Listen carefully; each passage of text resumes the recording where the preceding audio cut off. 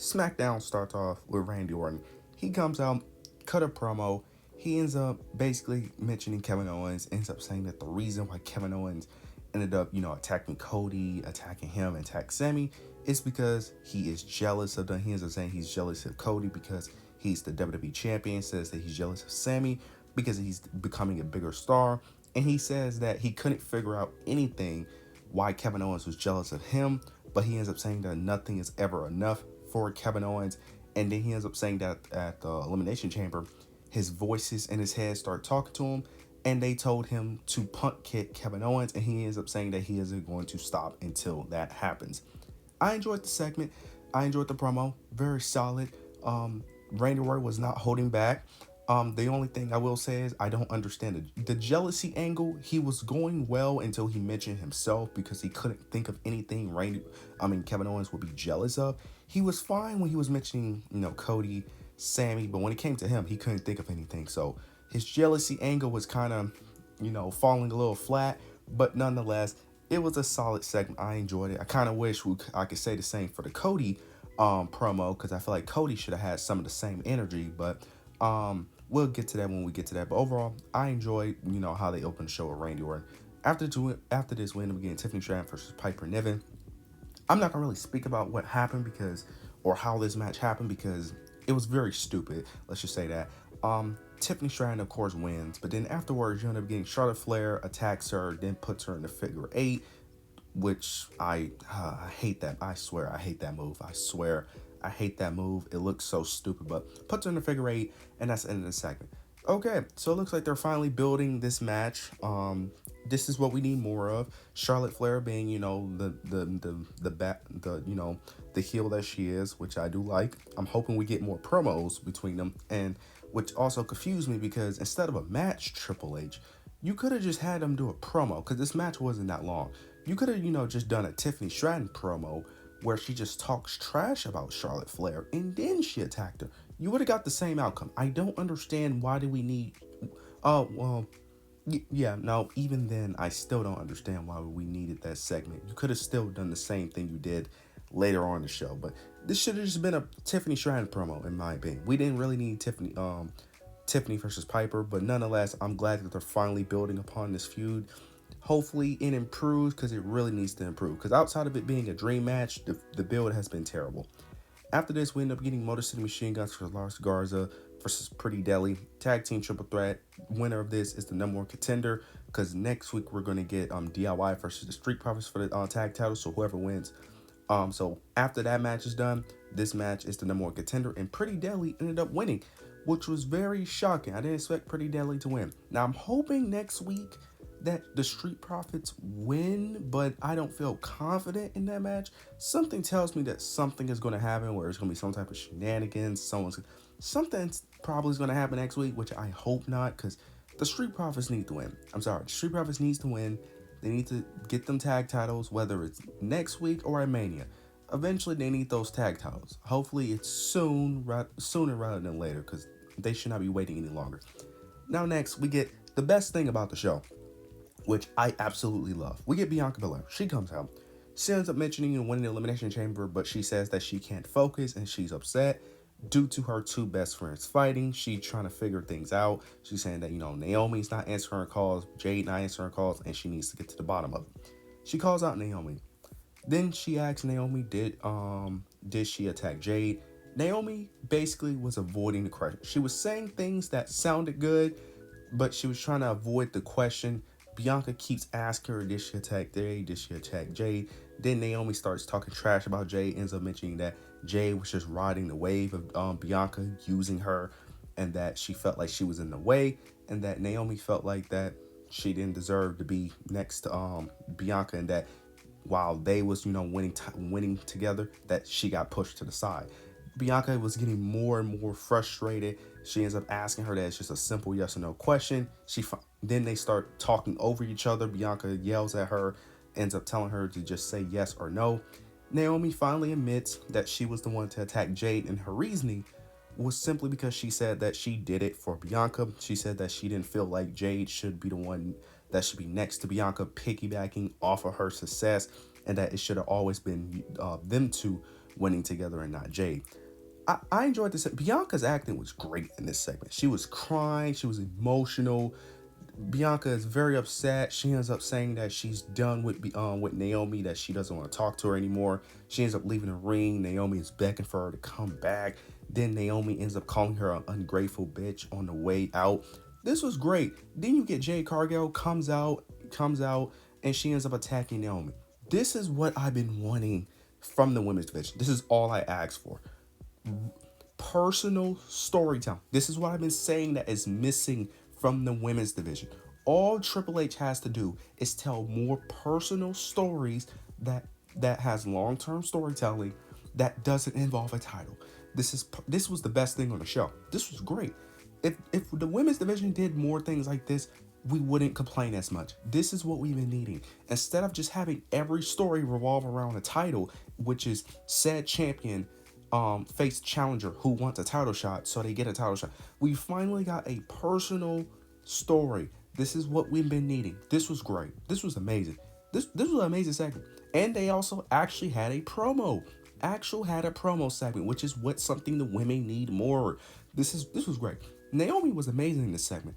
I'm not even the biggest Naomi fan, but I ain't gonna lie. This heel turn may get me on the Naomi bandwagon, because, bro, if Naomi heel turn is going to be like this, oh man, I may hop on that bandwagon. This was great. This is what I've been wanting for the women's division for a long time. More deep personal stories, not title matches. We don't need no more title matches, okay? We don't need title feuds. We need personal stories. This was great. We need more of this. This was amazing. This was the best thing on the show. This was great. Now I will say this. Jade ended up beating up Naomi again. I mentioned this on previous videos, where anytime when a babyface turn heel, for whatever reason, they lose their superpowers. I don't know why. I'm hoping this is not the case where they have Jade Cargill constantly beat up Naomi. I'm hoping that is not the case. I understand that Jade is going to win the feud, but at least have Naomi somewhat stand up to Jade to a degree. Make it somewhat competitive, because I don't know why with WWE, with their babyface logic and heel logic, it's kind of like RDC World. I don't know if you guys know, but they made a skit where every time where a villain ends up joining the good guys, he loses all of his abilities and become way weaker. This is the same thing with WWE, but just the opposite. Whenever a babyface turn heel, for whatever reason, they just become so much weaker than what they were as a babyface. I'm hoping that's not the case, but nonetheless, this was amazing. After this, we end up getting Braun Strowman versus Solo. This match ended up getting disqualification by Tama Tonga. Braun Strowman takes out the Bloodline. Get Jacob out too. He comes out. They brawl, and Braun Strowman puts Jacob through a table. That's the end. I was very confused. Well, I remember why this match is happening. I just don't understand it, because I feel like the Bloodline should be doing something more important. I don't understand why are we pushing the Braun Strowman Bloodline story. I don't get it.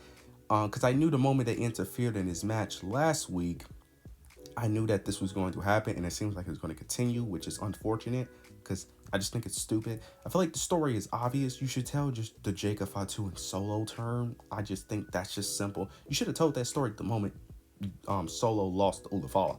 That would have been an easy story to tell. I don't understand why we're pushing Braun Strowman. I like Braun Strowman, but he should not be dealing with the Bloodline. He should be in the United States title picture. Put him in that. But for whatever reason, he's in a Bloodline vortex for whatever reason. We'll see how this plays out, but I just think it's stupid. After this, we end up getting Michin versus Chelsea Green for the United States Championship. This was a street fight. Basically, Piper never interferes in the match. Then you get B-Fab comes out. She interferes. This was a solid match, but then you end up getting a moment where Michin looks like she's about to win. And then you get Alba Fire comes out and interferes, pulls Chelsea Green out of the ring, attacks Michin, allowing Chelsea to retain. Okay, so weeks upon weeks, Chelsea Green kept on mentioning that they need higher extra security, and this Alba Fire is the extra security. Okay, I know originally that Blair Davenport was supposed to be in this spot, which is somewhat disappointing because I love Blair, but they had no plans for her. I don't know how to feel about this, because I hate it and I don't like it. I hate it because this is the 4th time we've done this Michin and Chelsea Green match. I don't understand why are we doing this so many. Look, I get it to a degree, because Chelsea Green doesn't really have any opponents right now, because she isn't going to face Bianca. She's not facing Jade. She's not facing Naomi. Okay. Then after that, I highly doubt she's facing Alexa Bliss, because you're not going to have her lose. then the only options really are just Candice LeRae and then Meechin and BFAB. Because after that, the roster isn't that deep to really do anything else unless you're finna do Piper and Niven. So I get it, but oh my god, the amount of Meechin and Chelsea Green matches. And the thing is, if you're gonna run the match this many times, you gotta have Meechin win. Like, I'm sorry, you cannot do this match over and over again and just keep having Meechin lose. I just don't understand it. Now, the part that I do like is that Abel Fire is the security guard. If this is gonna mean Abel Fire gets on TV now, I think that's great, and because Abel Fire was amazing. She does great work, very underrated, can talk on the microphone. I think she's great. Hopefully they showcase her personality. So I'm very mixed on this. There's things I like about it, and then there's things I also don't like about it. We'll see how this plays out, but hopefully it works. Then we get Cody Rhodes. He cut this promo basically mentioning, John Cena. He didn't really say too much. The short term was just John Cena gave up and he ends up wondering why. Now, towards the end, it did pick up, but I was disappointed in this. Cody Rhodes was trying to do the whole thing where he tries to stay calm and be a little professional. No, this was stupid. Cody Rhodes should have done what CM Punk did. What the promo that CM Punk gave on Monday Night Raw is the promo they should have gave Cody Rhodes. That's what Cody Rhodes should have done. I get it. Cody Rhodes is the baby face of the guy who no. Cody Rhodes should have came out the same way Punk did, walking out fast to the ring, not trying to soak in the crowd like he was doing. Forget the crowd chants. Immediately go into the promo, talk his shit. I don't know why they should have gave the promo that Punk had to Cody Rhodes. That's what they should have done. I was disappointed by this. I ain't gonna lie. It wasn't a bad promo. It wasn't. It was fine for what it was, but Cody Rhodes should have came out aggressive, crashing out, raging. He should have been going berserk. But no, they made him this calm guy who's trying to keep his composure. No, that was just stupid. I'm going to move on from this, but they should have gave the promo that CM Punk got on Monday Night Raw to Cody Rhodes. That's what they should have done. Then we get the main event. Well, not the main event, actually. This has happened before. You end up getting Drew McIntyre versus Jimmy Uso. Drew McIntyre picks up the victory. Afterwards, Damian Priest attacks Drew McIntyre because earlier in the show, Drew McIntyre attacked Damian Priest. So it looks like this is going to be a Mania match. A lot of Drew McIntyre fans are mad at this, which I kind of get, but here's my argument. What other match was he going to do? Because fans keep on saying that he should be a part of something bigger. Okay, what's the bigger match? Because every time I ask this question, Drew McIntyre fans can't even tell me the bigger match. So if you want him a part of a bigger match, but you can't tell me the bigger match, please shut up. Because the only other option that you really have is the triple threat match that's supposed to happen between Roman, Punk, and Rollins. Unless you insert him in that match and make it a fatal four-way, Drew McIntyre don't have a bigger match. Because he's not going to face Cody because you have Cena. He's not going to face the world title. There's no other feud outside of that. So unless you make that a fatal four-way, there's no bigger match. So unless you have a bigger match for him, shut up and just enjoy that he's in the match. He's having a match at Mania anyway. Then we get the main event, LA Knight versus Shinsuke for the U.S. title. LA Knight wins. Don't really need to go that in depth. He won the title back. Thank God. We're finally the end of this Shinsuke terrible title reign. I know he recently lost a family member, so RIP, wishing the best for Shinsuke.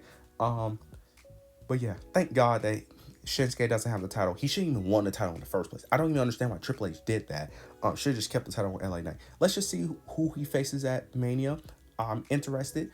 But overall, this show was fun. This show was good. I enjoyed the show for what it was. You guys let me know your opinion down below. Make sure to like, comment, subscribe. But yeah, that's it.